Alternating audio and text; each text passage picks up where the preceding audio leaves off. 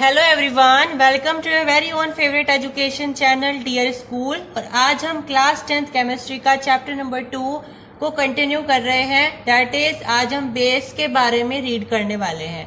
अपनी previous videos में हमने इंडिकेटर्स और कंपाउंड्स और एसिड्स के बारे में डिस्कस कर लिया था। हमने उनकी सभी प्रॉपर्टीज के बारे में भी डिस्कस कर लिया था। नाउ इट्स टर्न कि हम बेस के बारे में पढ़ते हैं। तो आज की वीडियो में हम बेस के बारे में पढ़ने वाले हैं। इसी तरीके से हम आज की वीडियो में बेस के लिए देखने वाले हैं। ठीक है, अरहेनियस कॉन्सेप्ट। तो अरहेनियस कॉन्सेप्ट में हमने क्या देखा था एसिड के लिए कि वो सारे कंपाउंड जो कि H+ या H3O+ आयंस रिलीज करते हैं किसी एक्वायर्ड सॉल्यूशन में जाने के बाद, वो होते हैं एसिड्स। इसी तरीके से अरहेनियस जी ने क्या कहा है कि अगर कोई कंपाउंड ऐसा है जो कि OH- कंपाउंड रिलीज करता है तो हम उसे क्या बोल देंगे, बेस बोल देंगे। कब रिलीज करता है, जब हम उसे एक्वायर्ड सॉल्यूशन में डाल देते हैं। ठीक है, यानी कोई ऐसा कंपाउंड अगर आप उसे किसी एक्वायर्ड सॉल्यूशन में डाल देते हो तो वो OH- का साइन रिलीज करेगा। इसको हम बोलते हैं हाइड्रोक्साइल का आयन। ठीक है, हाइड्रोक्साइल का आयन। ठीक है, ध्यान रहेगा सभी को। तो बेस की पहचान होती है कि इसके साथ OH- जुड़ा हुआ होता है। तो तुम बोलोगे कि अल्कोहल भी आपका बेस है। ठीक है, लेकिन ऐसा नहीं है। ठीक है, जैसे कि अगर मैं यहाँ पे बात करूँ इथेनोइक एसिड की तो CH3COH, तुम कहोगे इसमें भी OH जुड़ा है, लेकिन इसका जो पूरा फंक्शन होता है वो COH होता है। समझ में आई बात? तो ये बेस नहीं है। Clear everyone? और एक फैक्ट की बात बताऊं, आपने देखा होगा जो इनो आता है, इनो आता है, इनो में होता तो एसिड को भगाने के लिए है ना, हमारे अंदर जो एसिडिटी आ जाती है उसको कम करने के लिए, लेकिन उसके ऊपर नींबू बना रहता है कि भाई नींबू फ्लेवर या फिर ऐसा फ्लेवर है ना, देखा है सभी ने। तो तुम कहोगे कि ये तो अगर ये एसिडिटी को कम करने के लिए है तो इसका मतलब तो ये बेस है। तुम कहोगे, हम कहेंगे बिल्कुल सही बेस है। तो फिर तुम्हारा सवाल होना चाहिए तो इसमें इन्होंने नींबू क्या डाला हुआ है? नींबू तो एक सिट्रिक एसिड देगा या फिर कोई और एसिड देगा। सिट्रिक एसिड देता है जनरली, तो ये तो एसिड दे रहा है, तो ये एसिड का मतलब क्या है? तो ध्यान से समझो, ऐसा बिल्कुल भी नहीं है कि अगर कोई एक बेस है तो उसके अंदर कोई एसिड के मॉलिक्यूल्स नहीं होंगे। हमेशा ध्यान रखना, अगर आपके पास कोई कंपाउंड हम बोल रहे हैं कि वो बेस है, इस चीज का मतलब ये नहीं होता है कि उसके अंदर केवल और केवल OH- के आयन है।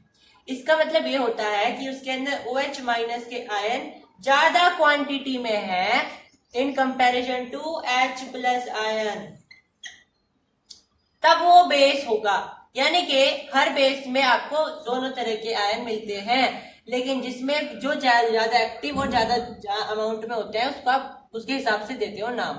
अगर कोई कंपाउंड ऐसा है जिसमें H+ ज्यादा है इन कंपैरिजन टू OH- तो आप उसे एसिड कह देते हो। ध्यान रहेगी बात इतनी। तो ये आपको पूरा कंसेप्ट समझते हुए चलना है। अब अरहेनियस जी ने तो कह दिया कि भाई OH- रिलीज करेंगे तो हम उसको बेस कहेंगे, लेकिन जनरली बेसिस होते क्या है? तो substances which produce hydroxide ion in water in acquired solution. वही बात है जो हाइड्रोक्साइड या हाइड्रोक्साइड भी बोल सकते हो और हाइड्रोक्साइड भी बोल सकते हो, जो ये दोनों तरह के आयन रिलीज करे एक्वायर्ड सॉल्यूशन। ठीक है, इसके एग्जाम्पल हो सकते हैं बेस के NaOH, KOH और आपके पास CaOH यानी कि कैल्शियम हाइड्रोक्साइड और MgOH का होल ट्वाइस।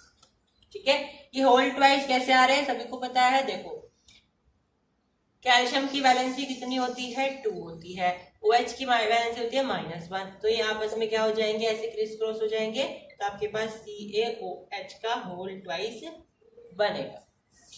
समझ में आई बात सभी की इतनी?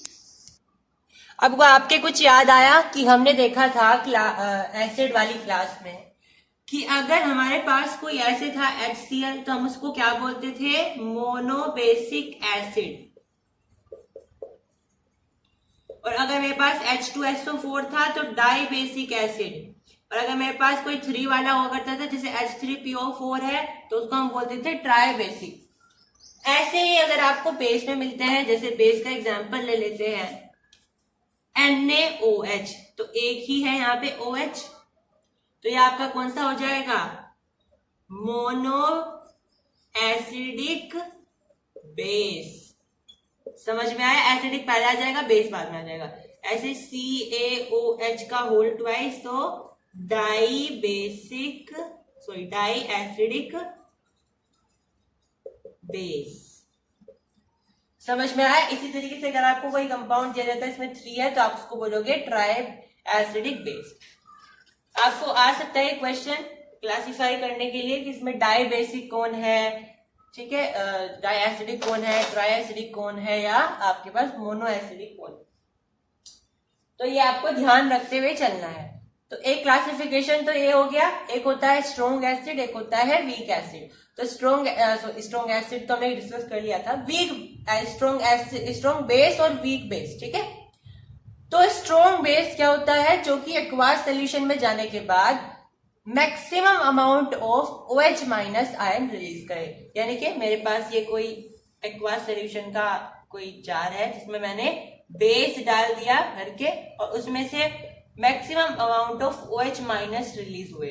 अब वो बाहर हवा में रिलीज नहीं होंगे, यहीं पे रिलीज होंगे, मैंने आपको दिखाए हैं, ठीक है। तो अगर ऐसा हो रहा है मैक्सिमम अमाउंट में तो आप बोलोगे कि वो स्ट्रॉन्ग बेस है, और अगर ऐसा मिनिमम अमाउंट में हो रहा है तो आप बोलोगे कि वो वीक बेस है। अब मिनिमम क्यों बोला? तुम कह सकते थे हो ही ना, तो भैया वो बेस ही नहीं होगा फिर तो, है ना। तो इसलिए कहेंगे हम मिनिमम अमाउंट, यानी कि कम से कम अमाउंट में तो हो ही, है ना, तभी आप बोलोगे। अब इनके एग्जाम्पल क्या है, स्ट्रॉन्ग बेस के एग्जाम्पल क्या है, आपको आते हैं क्लासिफिकेशन करने के लिए। तो जैसे मैंने एसिड में बताए थे 3 नाम, आपको बस वही ध्यान रखने हैं स्ट्रॉन्ग के लिए, बाकी सारे वीक आ जाएंगे। इसी तरीके से आपको ध्यान रखने हैं, हम बोलते हैं कि स्ट्रॉन्ग बेस में, और बाकी सारे आ जाएंगे वीक बेस, ठीक है। ठीक है, आपको ध्यान रखना है स्ट्रॉन्ग बेस कौन होते हैं? NaOH होते हैं और KOH होते हैं, बस। अगर आप ध्यान रखो वीक बेस तो आपको ध्यान रखना है ये KOH2 और MgOH। समझ में आई बात? इतनी एग्जाम्पल्स आपको समझ में आए। अब डिल्यूटेड बेस होता है एक होता है कंसंट्रेटेड बेस। कंसंट्रेटेड मतलब जिसके अंदर कम से कम अमाउंट ऑफ वाटर हो, ठीक है। इसमें ज्यादा से ज्यादा आपके पास वाटर कम से कम वाटर पाया जाए तो आप बोलोगे कि वो कंसंट्रेटेड बेस है, और ज्यादा से ज्यादा पाया जाए तो आप बोलोगे डिल्यूटेड बेस है। सिंपल सी बात है। अब इनके अलावा आपके पास कुछ और भी आपके पास टाइप्स होते हैं, लेकिन हम उनको इसलिए नहीं अलग से बढ़ाते क्योंकि वो उन्हीं में कवर हो चुके हैं ऑलमोस्ट, ठीक है। एक होता है आपके पास मिनरल एसिड या मिनरल बेस, और एक होता है ऑर्गेनिक। सिंपल सी बात यह है कि अगर आपके पास कोई एसिड या कोई बेस किसी मिनरल से निकल करके आया है तो आप बोलोगे कि वो मिनरल एसिड या मिनरल बेस है। और जनरली जो मिनरल एसिड या मिनरल बेस होते हैं वो स्ट्रोंग होते हैं, ठीक है। जैसे कि नाइट्रिक एसिड है। अगर आपके पास कोई ऑर्गेनिक एसिड जनरली वीक होती है, ऑर्गेनिक तो सभी को पता है, जो कि हमारे हाइड्रोजन कार्बन इन सबसे मिली होती है, यानी कि कार्बन का बेसिकली कंपाउंड होते हैं ऑर्गेनिक कंपाउंड। तो ऑर्गेनिक अगर आपके पास कोई बेस है, एसिड है, तो हम बोलेंगे कि वो वीक है। समझ में आई बात? Clear everyone? चलो अब आपके पास प्रॉपर्टीज देख रहे हैं हम हमारे यहाँ पे बेस की, ठीक है। एसिड की हमने देखी थी, इसी तरीके से बेस की देखने वाला है कुछ प्रॉपर्टीज। सबसे पहली प्रॉपर्टी होती है कि बेस का बिटर टेस्ट होता है, यानी कि बेस को अगर आप टेस्ट करोगे तो वो कड़वे दिखाई देंगे। अब इसका मतलब ये नहीं है कि आप टेस्ट करके देखोगे, बिल्कुल भी नहीं, ठीक है। अगर आपको पता करना है कि बेस है भी तो आप क्या कर सकते हो, इंडिकेटर यूज कर सकते हो। इसलिए मैंने आपको स्टार्टिंग में बता दिए थे, क्योंकि कुछ बच्चे होते हैं जो टेस्ट करके देखेंगे, है ना। जैसे मैंने शुरू में बता दिए थे तो मेरा कारण समझ में आया शुरू में बताने का, इंडिकेटर। तो आपको ध्यान रखना है कि बेस का क्या सा टेस्ट होता है, बीटर टेस्ट होता है। बिटर टेस्ट होता है। और अगर आप इनको टच करके देखोगे तो आपको ये ऐसा लगेगा जैसे साबुन को टच कर रहे हो, सोपी टू टच। समझ में आई बात? आपको ऐसा दिखाई देगा जैसे आपने किसी साबुन को छू लिया हो, ऐसे ऐसे से होगा, आपको सोपी सोपी सा लगेगा। समझ में आई बात? अगर आप इसको ब्लू रेड लिटमस पर डालते हो तो आपका कलर चेंज हो जाता है रेड से ब्लू में, ब्लू लिटमस। और अगर ब्लू पर डालते हैं तो एज इट इज कलर रहेगा ब्लू ही, ठीक है। और आपको ध्यान रखना है कि बेसिस भी जो होते हैं कंडक्ट करते हैं इलेक्ट्रिसिटी, कंडक्ट इलेक्ट्रिसिटी। समझ में आई बात? ये इंपॉर्टेंट है बहुत, ठीक है। तो बेसिस जो है या एसिड जो होते हैं वो आपके इलेक्ट्रोलाइट्स होते हैं। इलेक्ट्रोलाइट्स का मतलब होता है ऐसे कंपाउंड जो कि इलेक्ट्रिसिटी को कंडक्ट करते हैं। तो ये बेसिस भी और एसिड भी क्या है, इलेक्ट्रोलाइट्स होते हैं। अब बेस जो है वो मेटल के साथ रिएक्ट करता है और हाइड्रोजन गैस बनाता है। यानी जिस तरीके से एसिड मेटल के साथ रिएक्ट करके हाइड्रोजन गैस बना रहे थे, इसी तरीके से आपके पास जो बेस होते हैं वो भी मेटल के साथ रिएक्ट करके हाइड्रोजन गैस बनाते हैं। इसका एग्जाम्पल क्या है, NaOH मैंने ले लिया एक बेस और फिर मैंने कोई मेटल ले लिया जिंक, ठीक है। ये क्या है, सोडियम हाइड्रोक्साइड जो कि एक बेस है, और जिंक जो कि एक मेटल है, जिंक जो कि एक मेटल है। तो ये रिएक्ट करके क्या बनाएंगे, हमें Na2ZnO2 और हाइड्रोजन गैस मिलेगी। यानी कि Na और Zn का कंपाउंड बन गया Na2Zn2 जो कि एक साल्ट होगा, और H2 आपका अलग रह जाएगा। समझ में आई? और यहाँ पे आपका अलग से निकल जाएगा, यानी NaO और Zn का आपका एक कंपाउंड ये बन गया साल्ट, ठीक है। समझ में आई बात? आप अगली प्रॉपर्टी क्या कहती है कि अगर आप एसिड को बेस को एसिड के साथ रिएक्ट कराते हो, यानी कि बेस को अगर आप एसिड के साथ रिएक्ट कराते हो तो आपको साल्ट मिलेगा और आपको वाटर मिलेगा, ठीक है। इस तरीके से एसिड जो बेस के साथ रिएक्ट कर रहा था, एक ही बात है अगर आप बेस को एसिड के साथ कराओ या एसिड को बेस के साथ। एग्जाम्पल देख लेते हैं, NaOH मैंने ले लिया और मैंने इस बार ले लिया एसिड H2SO4, तो हमें क्या मिलेगा, Na2SO4 प्लस वाटर। तो ये क्या है, बेस है, और ये क्या है, एसिड है, और ये क्या है, साल्ट है, सोडियम सल्फेट, और ये वाटर होता है। आप इसको बैलेंस कर सकते हो। आगे देखिए प्रॉपर्टी, अगर बेसिस को नॉन मेटल ऑक्साइड के साथ रिएक्ट करवाया जाए तो क्या बनेगा। अब याद करिए, मैंने आपको बताया था जो नॉन मेटल ऑक्साइड होते हैं, नॉन मेटल ऑक्साइड्स होते हैं वो कैसे होते हैं नेचर में, वो एसिडिक भी हो सकते हैं, न्यूट्रल भी हो सकते हैं, ठीक है। अब न्यूट्रल तो एक दो ही होते हैं, वाटर हो गया जैसे, लेकिन बाकी के कैसे होते हैं, एसिडिक होते हैं। CO2 हो गया, SO2 हो गया, ये सब समझ में आई। तो अगर बेस नॉन मेटल के साथ रिएक्ट कर रहा है वाटर के अलावा, नॉन मेटल ऑक्साइड के साथ रिएक्ट कर रहा है वाटर वगैरह के अलावा, तो वो क्या बनाएगा, वो फिर से साल्ट और आपके पास वाटर बनाएगा, ठीक है। जिस तरीके से वो एसिड के साथ रिएक्ट कर रहा था, क्योंकि दोनों का नेचर एसिडिक ही है, एसिड का भी और नॉन मेटल ऑक्साइड का। एग्जाम्पल देख लेते हैं, मैंने लिया है non metal oxide, this is non metal oxides, और रिएक्शन किससे कराएंगे, CaOH से, CaOH होल्ड ट्वाइस, और हमें क्या मिलने वाला है, CaCO3 प्लस H2O, ठीक है। ये हमारे पास क्या है, बेस है, और ये मेरे पास क्या बना है, यहाँ पे साल्ट बन गया, और ये मेरे पास वाटर बन गया है, क्लियर। तो यहाँ पे हमारा जो बेस है उसकी सारी प्रॉपर्टीज फिनिश हो गई है, ठीक है। अब इसके बाद हमारे पास आता है यूजेस, ठीक है। हमने बेसिक एसिड्स के यूजेस नहीं देखे थे, तो एसिड्स के भी देख लेते हैं और साथ में बेसिस के। तो यूजेस देखिए, जो सबसे पहले बेसिस के देख लेते हैं। अब ध्यान से समझना, बेस के यूज बड़े इंपॉर्टेंट है। पहला यूज, सोडियम हाइड्रोक्साइड बेस यानी NaOH, कैसे यूज होता है? सोप बनाने में इस्तेमाल किया जाता है, यानी कि साबुन बनाने में इस्तेमाल किया जाता है, और पेपर बनाने में इस्तेमाल किया जाता है, और सिंथेटिक फाइबर बनाने में इस्तेमाल किया जाता है। दूसरी प्रॉपर्टी, जो आपके पास मैग्नीशियम हाइड्रोक्साइड होते हैं, उसका इस्तेमाल एंटी एसिड की तरह यूज किया जाता है, एंटी एसिड की तरह। यानी कि अगर आपके पेट में एसिडिटी हो गई है तो आप मैग्नीशियम हाइड्रोक्साइड ले लो, ठीक है। जो आपके पास एसिडिटी की दवाई आती है पीने की, जो होती है उसके ऊपर लिखा रहता है मिल्क ऑफ मैग्नीशिया, तो यही होता है, ठीक है। उसके बाद कैल्शियम हाइड्रोक्साइड का जो यूज होता है वो होता है ब्लीचिंग पाउडर बनाने में, ब्लीचिंग पाउडर, जो कि इस चैप्टर में हम डिटेल में रीड करने वाले हैं, ठीक है।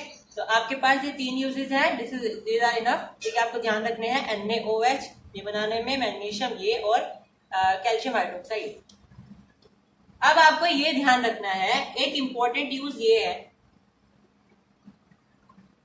कि जो दूधिया होता है वो क्या करता है, कुछ अमाउंट में बेसिक साल्ट आपके दूध के अंदर डाल देता है, बेसिक साल्ट। आगे देखेंगे बेसिक साल्ट क्या होता है। मैंने बताया भी था कि ऐसा साल्ट जिसके अंदर जब आपने उसे बनाया है तो आपने स्ट्रॉन्ग बेस लिया है लेकिन एसिड वीक लिया, जैसे NaOH ले लो और साथ में कोई वीक एसिड ले लो, जैसे मैंने सिट्रिक एसिड ले ली, ठीक है, एसिड, या फिर इथेनोइक एसिड ले ली, ठीक है, तो सोडियम इथेनॉइड बन जाएगा। अब मेन बात क्या है, बेसिक साल्ट जो होता है वो बेसिक इन नेचर होगा, यानी कि कुछ अमाउंट में इसमें बेस होगा, तो वो क्या करता है, इसे मिल्क में डाल देता है, दूधिया यानी कि मिल्क मैन। ये जो बेसिक साल्ट होता है ये ह्यूमन एडिबल होता है, मतलब हम इसे खा सकते हैं, ऐसा साल्ट होता है, ठीक है। तो ये इसके अंदर डाल देते हैं। बेकिंग सोडा पता है, बेकिंग सोडा वो, ठीक है, उसको डालते हैं, बेकिंग सोडा। अब ये क्यों डाल रहा है, क्योंकि उसे पता है जैसे जैसे गर्मी बढ़ेगी तो दूध में क्या होगा, दूध में लैक्टिक एसिड की अमाउंट बढ़ने लगेगी और दूध कैसा हो जाएगा, दही बन जाएगा। तो दही क्या होती है, दही एसिडिक होती है, मतलब कि लैक्टिक एसिड की ज्यादा अमाउंट बढ़ जाएगी। तो उसने कहा मैं पहले से इसमें क्या डाल दूं, इसमें पहले से ही मैं बेस डाल दूं, बेस का मतलब है बेसिक साल्ट डाल दूं, जिससे वो लेट में दही बने, यानी कि देरी से दही बने, पहले दही ना बने, और उसका जो दूध है वो ज्यादा समय तक चले और बिक सके, ठीक है। पता चला सुबह वो दूध लेकर के गया और रास्ते में जो है दही बन गई उसकी, तो इससे बचाव करने के लिए वो क्या करता है, उसमें पहले से ही बेकिंग सोडा डाल देता है, ताकि उसका जो दूध है वो लंबे समय तक चले और उसका जो दूध है वो प्रॉपर दामों में बिक सके, ठीक है, वेस्ट ना हो। समझ में आई? तो ये आपको यूजेस ध्यान रखने हैं। उसके बाद आपके पास कुछ यूजेस आते हैं एसिड्स के, एसिड की यूज देख लेते हैं। आपके पास H2SO4 होता है। H2SO4 का इस्तेमाल कहाँ किया जाता है, आपके फर्टिलाइजर बनाने में, पेंट बनाने में, केमिकल बनाने में, डाइज बनाने में, प्लास्टिक बनाने में, synthetic fibre, detergent, explosive, car battery, इन सब में। उसके बाद नाइट्रिक एसिड होता है HNO3, ये आपका इस्तेमाल किया जाता है TNT नाम का एक एक्सप्लोजिव होता है उसे बनाने में, और आपके पास होता है फर्टिलाइजर्स बनाने में। Clear everyone? तो TNT बनाने में इस्तेमाल किया जाएगा, और हम बोलते हैं कि फर्टिलाइजर बनाने में इस्तेमाल किया जाता है, ठीक है। नाइट्रोग्लिसरीन, ये सारी चीजें बनाने में इस्तेमाल करा जाता है। Clear everyone? तो उसके बाद नेक्स्ट प्रॉपर्टी होती है आपके पास HCl की। HCl कैसे यूज किया जाता है, तो HCl अगर आपके पास कोई ऐसी चीज है जैसे कि स्टील के जो ऑब्जेक्ट होते हैं, स्टील के जो बर्तन होंगे, उसके ऊपर ऐसा लगता है धुआं सा जम गया हो, है ना, तो उसे दूर करने के लिए आप HCl का इस्तेमाल करते हो, यानी कि remove oxides from steel object. Steel object के ऊपर जब आप ऑक्साइड्स जम जाते हैं धुआं टाइप से, तो उसको हटाने के लिए हम क्या यूज करते हैं, उसे हटाने के लिए हम HCl का यूज करते हैं। ठीक है,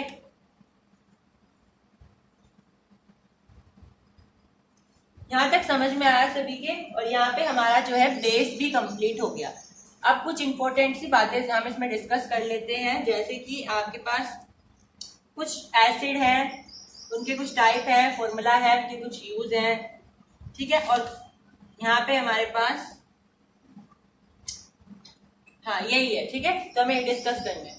तो हमारे पास जो कार्बोनिक एसिड होती है, कार्बोनिक एसिड होती है, बेस कंप्लीट हो गया है, हम दोबारा से रिवीजन कर रहे हैं। ठीक है, जो कार्बोनिक एसिड थी वो मिनरल एसिड होती है, क्योंकि ये मिनरल से निकलती है। ठीक है,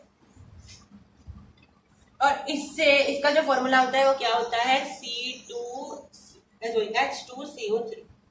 इसका इस्तेमाल कहाँ किया जाता है, इसका इस्तेमाल किया जाता है सॉफ्ट ड्रिंक बनाने में, और ये हमारे गैस्ट्रिक जूस में भी पाई जाती है, और टैनिंग इंडस्ट्री में इसको यूज किया जाता है। टैनिंग इंडस्ट्री मतलब जो है पीने की ड्रिंक्स बनाते हैं वो सारी इंडस्ट्रीज।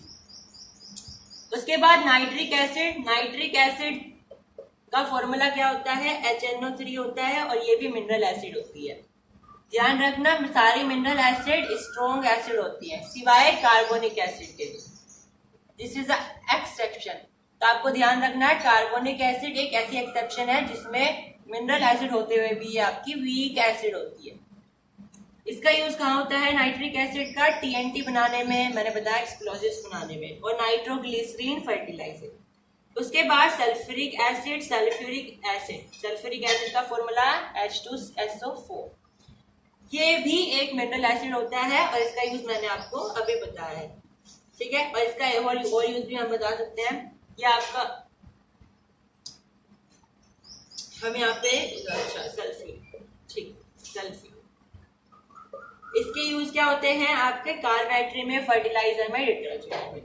इसके बाद है हाइड्रोक्लोरिक एसिड, इसका फॉर्मूला होता है HCl, और ये भी एक मिनरल एसिड होती है। इसका इस्तेमाल हम यूज करते हैं, इसका इस्तेमाल कहाँ किया जाता है, कॉमन साल्ट यानी कि NaCl बनाने में। कैसे, क्योंकि हम HCl लेते हैं और फिर NaOH लेते हैं, तब जाकर के हमें क्या मिलता है, NaCl मिलता है। NaCl अगर बनाना है तो यही एसिड लेनी पड़ेगी और यही बेस लेना पड़ेगा। ठीक है, तब जाकर के हमें क्या मिलती है, एसिड। अब ऐसा नहीं हमें यही एसिड लेनी है, हो सकता है कोई और एसिड हो जिसमें Cl लगा हुआ हो, यानी कि क्लोरीन लगा हुआ हो। ठीक है, इससे निकल सकता है, और इसका यूज भी यही है कि हम इससे NaCl निकाल सकते हैं। और क्या होता है, अगर आपको किसी स्टील ऑब्जेक्ट से हटानी है ऑक्साइड, तब आप यूज कर सकते हो। और प्यूरिफिकेशन के लिए इस्तेमाल होता है इसका, ब्लीचिंग एजेंट की तरह इस्तेमाल होता है इसका। समझ में आई। एक्वारीजिया में इस्तेमाल होता है, एक्वारीजिया बनाने के लिए। एक्वारीजिया का फॉर्मूला क्या होता है, HCl2HNO3, ये होता है आपके एक्वारीजिया का फॉर्मूला। एक्वारीजिया के बारे में डिटेल में हम डिस्कस करेंगे कि ये कैसे बनता भी है। ठीक है, 3rd चैप्टर में। फिलहाल आप ये देख लीजिए कि इसका फॉर्मूला होता है HCl2HNO3। इसको किंग ऑफ एसिड कहा जाता है, मैंने आपको बताया भी था, जो कि हाइड्रोक्लोरिक एसिड और नाइट्रिक एसिड के मिलान से मिलता है। इसमें हम HCl कितना लेते हैं और नाइट्रिक एसिड कितना लेते हैं, मैंने आपको सब बताया। ठीक है, उसके बाद आता है हमारा फॉस्फोरिक एसिड। फॉस्फोरिक एसिड एक मिनरल एसिड है और इसे हम H3PO4 से डिनोट करते हैं। इसका यूज होता है पेंट बनाने में, फर्टिलाइजर बनाने में। उसके बाद आपके पास यहाँ पे आता है फॉर्मिक एसिड। फॉर्मिक एसिड एक ऑर्गेनिक एसिड होती है, इसका फॉर्मूला होता है HCOOH। ये कीड़ी का जो स्टिंग होता है, जिससे कीड़ी काटती है, उसका जो कांटा होता है उसमें पाया जाता है। और जो हमारे बीज होती है, मधुमक्खी होती है, उनमें पाया जाता है। ठीक है, और आपको ये ध्यान रखना है कि ये हमारे मेडिसिन बनाने में इस्तेमाल किया जाता है। तो बीज बनाने में बीज के अंदर पाया जाता है। ठीक है, ध्यान रहेगा। चलो उसके बाद acetic acid. Acetic acid organic acid होती है और इसका फॉर्मूला क्या होता है CH3COH। और ये विनेगर बनाने में, सिरका बनाने में इस्तेमाल किया जाता है और सोलवेंट की तरह भी इस्तेमाल इसको किया जाता है। Lactic acid. लैक्टिक एसिड का फॉर्मूला क्या होता है CH3CHOH। ठीक है, आप इसका एक फॉर्मूला लिख सकते हो। और ये आपके मिल्क को सोर करने के लिए, मतलब कि मिल्क को खट्टा करने के लिए किया जाता है या दही बनाने के लिए किया जाता है।